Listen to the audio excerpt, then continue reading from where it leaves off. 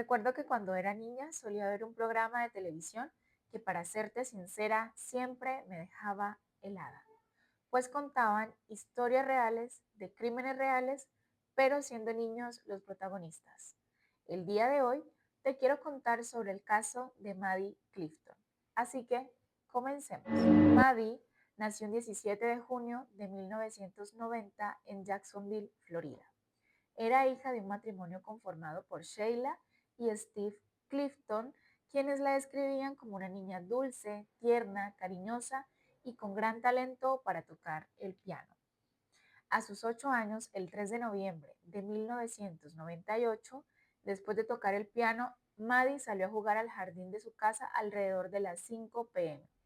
Y sobre las 6:20 p.m., su madre la llama para la cena, pero no obtuvo respuesta de Maddie. Por ende, ella decide ir a la casa de sus vecinos a preguntar por ella.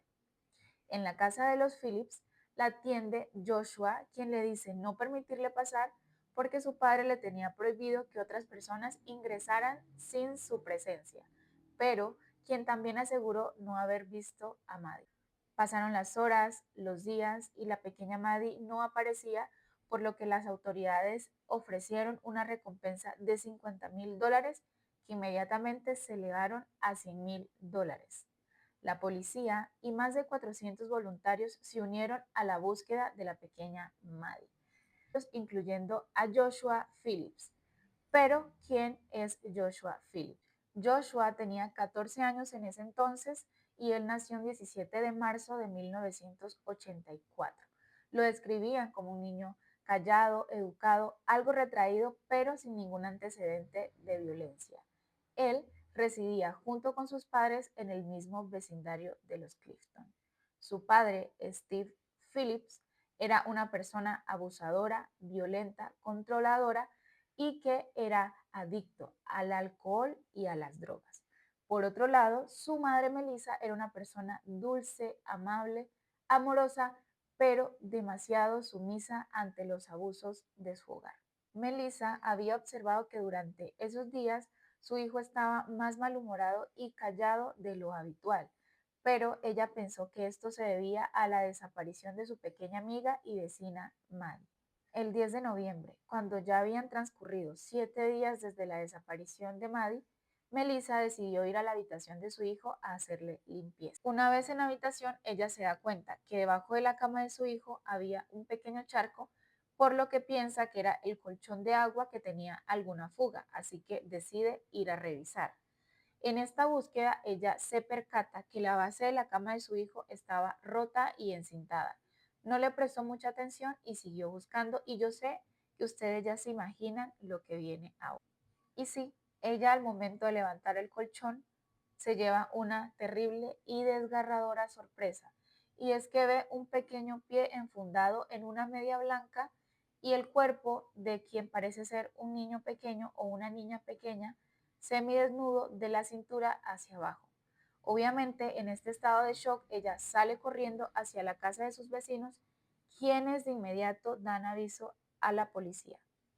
Curiosamente, la policía ya había estado en la casa de Joshua, la había revisado 3 veces, incluyendo su habitación. Habían percibido un extraño aroma, pero lo relacionaban con las aves que tenía Joshua en su habitación.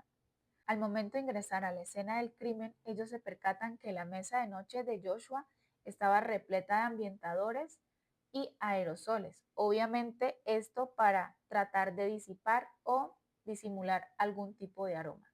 Hallaron un bate de béisbol y unos zapatos manchados con la sangre de la pequeña Maddie. La autopsia del cuerpo fue terrible y es que dictaminó que la pequeña Maddie había recibido múltiples traumatismos, puñaladas, golpes e incluso ahorcamiento. Pero exactamente qué fue lo que pasó.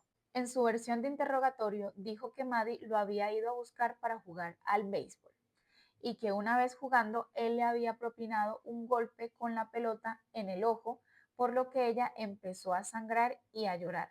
Él entró en pánico al pensar que su papá iba a llegar y la iba a ver en la casa, entonces decide arrastrarla hasta su habitación y es en ese trayecto donde se le caen las prendas. de pues la parte inferior. Cuenta que una vez en la habitación ella siguió llorando, por lo que él toma el bate de béisbol y le propina 3 golpes en esta parte de la cabeza. Como no se callaba, decidió estrangularla durante 15 eternos minutos con un cable de teléfono.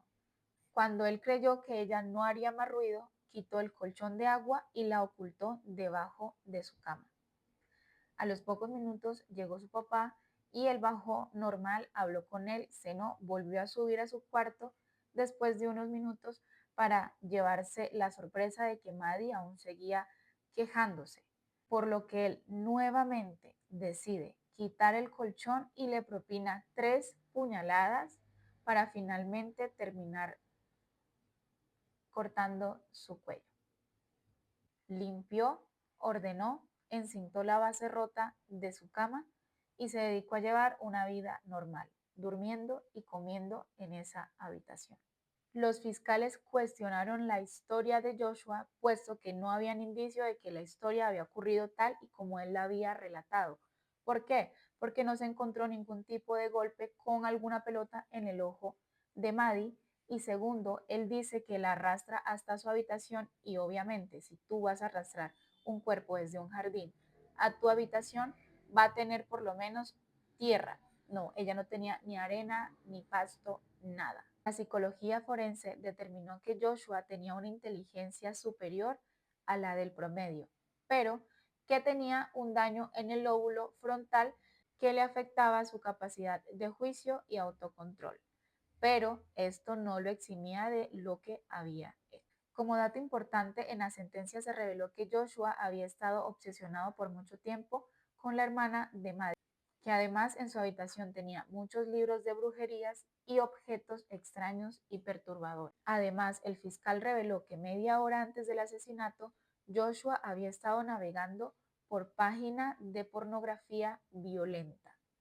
A pesar de esto, esas evidencias no fueron admitidas y la mamá de Maddie pensaba que si este niño no hubiese tenido acceso a este tipo de contenido, probablemente su hija seguiría con vida, mientras que el padre de Joshua dijo, si ella no hubiese tocado ese día a la puerta de mi casa, nada de esto hubiese sucedido.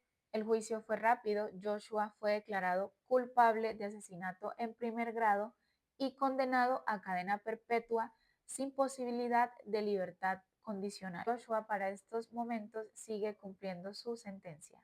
Yo soy Lisette y este es el caso de Maddie. Si te interesan este tipo de historias tanto como a mí, te invito a seguir el canal.